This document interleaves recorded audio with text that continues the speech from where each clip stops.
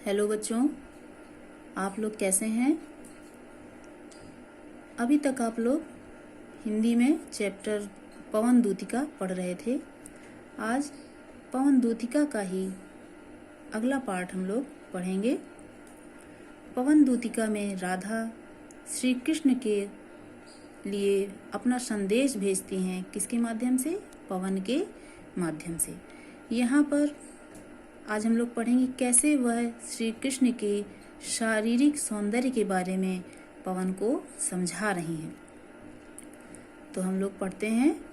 सांचे ढाला सकल वपु है, दिव्य सौंदर्यशाली, सत पुष्पों सी सुरभि उसकी प्राण संपोषिका है।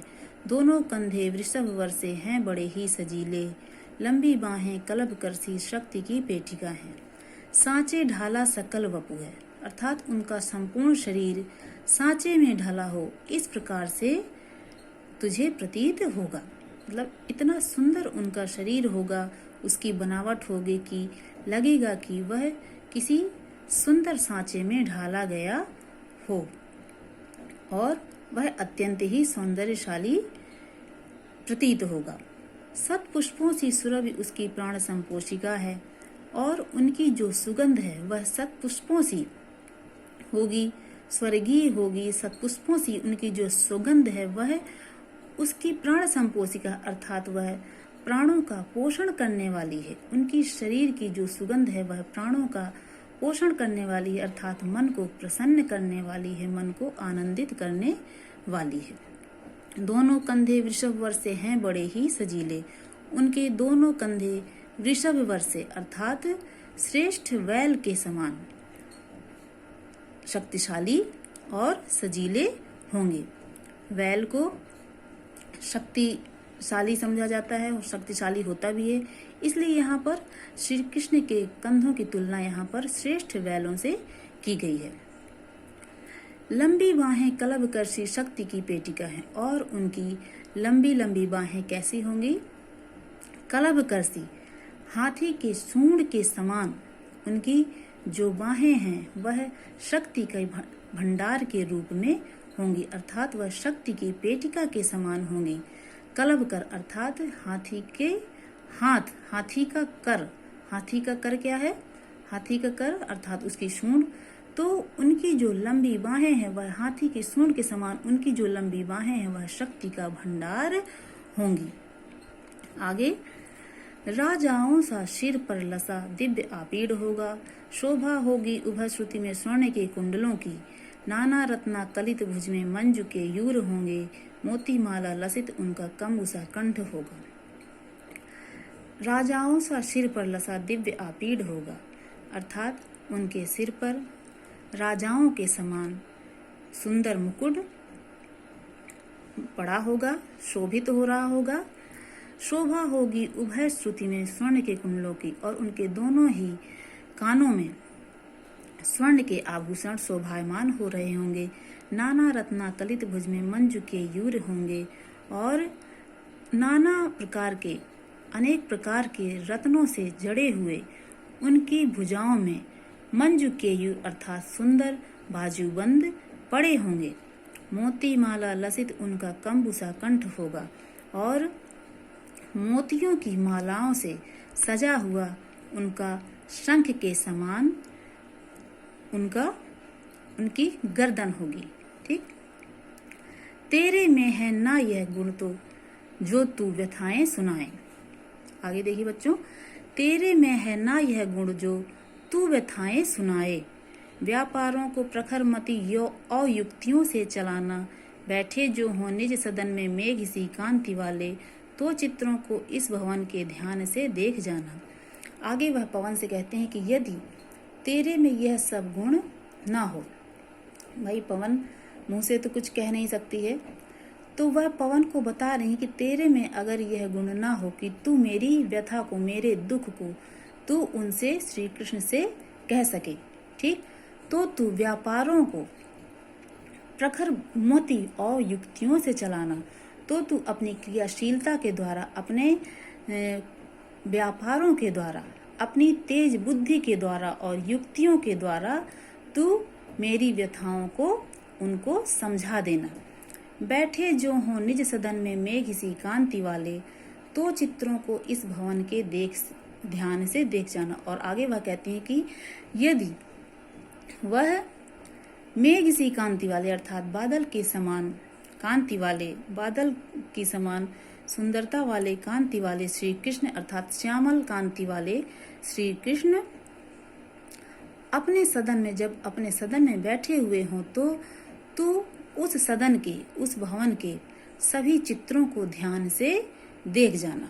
फिर आगे, जब तू उस सदन में लगे हुए सभी चित्रों को देख जाएगी, तब आगे पवन को राधा जी बताती हैं कि जो चित्रों में विरह विधुरा का मिले चित्र कोई, तो जाके निकट उसको भाव से यूं हिलाना, प्यारे हो के चकित जिससे चित्र को और देखें, आशा है यूं सूरत उनको हो सकेगी हमारी।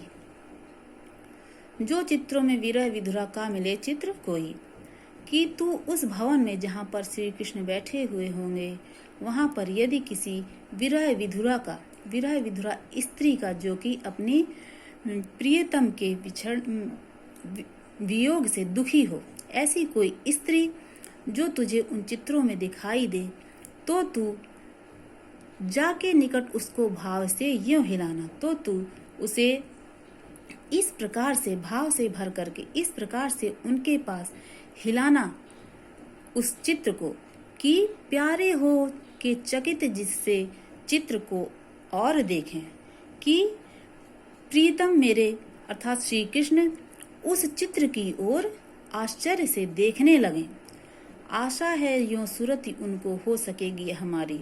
और इस प्रकार से राधा जी को यह उम्मीद है कि इस प्रकार से उस विरह विधुरा का चित्र देख करके उन्हें मेरी स्मृति हो सकेगी, अर्थात मेरी याद उन्हें आ जाएगी।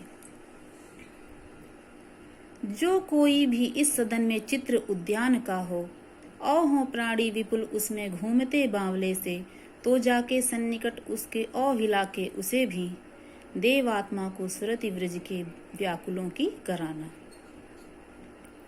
जो कोई भी इस सदन में चित्र उद्यान का हो, आगे राधा जी कहती हैं कि उस सदन में, उस भवन में जहाँ श्री कृष्ण जी विराजमान होंगे, वहाँ पर यदि किसी उद्यान का चित्र हो, तो और उद्यान का चित्र हो और वहाँ पर जो प्राणी होंगे, जो लोग होंगे, वह प्राणी विपुल अर्थात उसमें अधिकतर जो लोग होंगे वह घूमते से बावले से तुझे दिखाई दें, तो जाके सन्निकट उसके और हिला के उसे भी।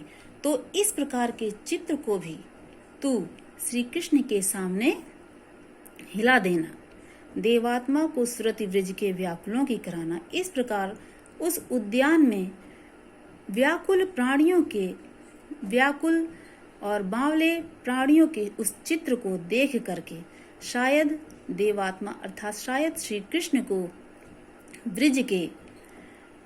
ब्रिज के वासियों की याद आ जाएगी, जो कि उनके विरह से व्याकुल हो रहे हैं।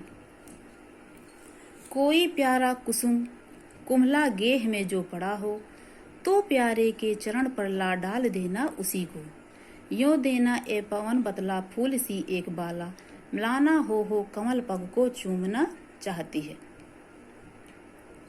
कोई प्यारा कुसुम कुम्हला, आगे वह कहती हैं पवन से कि यदि उस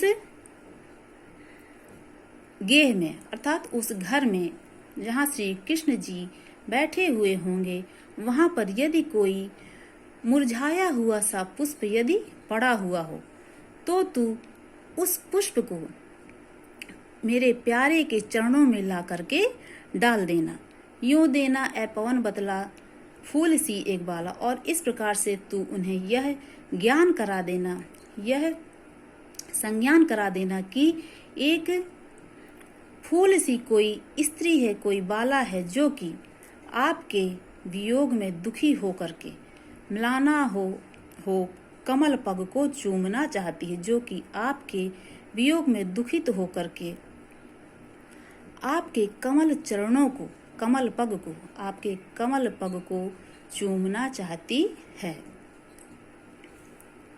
आगे जो प्यारे मंज उपवन या वाटिका में खड़े हों, छिद्रों में जा।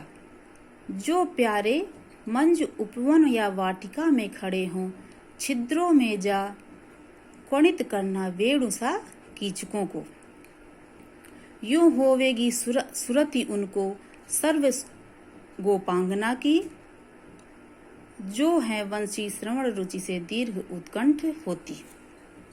आगे वह कहती हैं कि यदि मेरे प्यारे श्री कृष्ण किसी उपवन में या वाटिका में खड़े हुए होंगे तो तू जा करके छिद्रों में जो अकड़ित करना, तो तू वहां पर बांसों जो वहां पर बांस लगे होंगे तो तू बांसों के छेदों में जा करके उसे बांसुरी के समान बजा देना। यूं होवेगी सुरति उनको सर्व गोपांगना की, और इस प्रकार से उन्हें ब्रज की सभी गोपिकाओं की याद आ जाएगी, जो है वंशी श्रवण रुचि से दीर्घ उत्कंठ होती, जो कि उनकी वंशी के सुनने के लिए, क्योंकि सभी गोपिकाएं, सभी ग्वालवाल उनकी वंशी को अत्यंत ही पसंद करते थे, वंशी में अत्यंत ही रुचि रखते थे, तो जो है वंशी श्रवण रुचि से दीर्घ उत्कंठ होती, जो कि उनकी वंशी को सुनने के लिए, उनकी वंशी के सुर को सुनने के लिए अत्यंत ही व्याकुल हो रही हैं। ठीक है, तो बच्चों अभी इतना ही। धन्यवाद।